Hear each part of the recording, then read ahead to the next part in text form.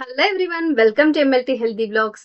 BSMLT concepts, DMLT concepts, lab technician concepts మొత్తంగా మీకు ఫాస్ట్గా గుర్తుండాలి అంటే ఏం చేయాలి?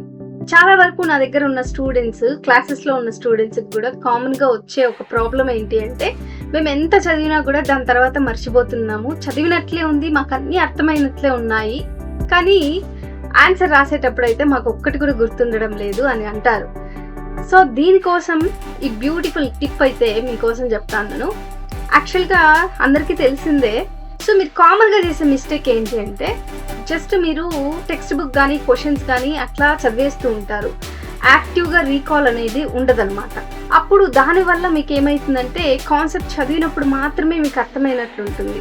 సో దాన్ని మళ్ళీ రీకాల్ చేసుకోవడానికి మీరు ఏం చేస్తారు అంటే, మీ చదివిన కాన్సెప్ట్ని మీ ఫ్రెండ్కి, మీ సీనియర్స్కో జూనియర్స్కో ఎవరికో ఒకరికి ఆ కాన్సెప్ట్స్ని ఎక్స్ప్లెయిన్ చేసినట్లయితే మీకు అది చాలా బాగా బ్రెయిన్ రీటైన్ చేసుకోవడానికి హెల్ప్ అవుతుంది అనమాట. సో ఈ టిప్ మీరు ఫాలో అవ్వండి. మీకు వర్కౌట్ అయిందా లేదా అనేది కామెంట్ సెక్షన్లో తెలపండి.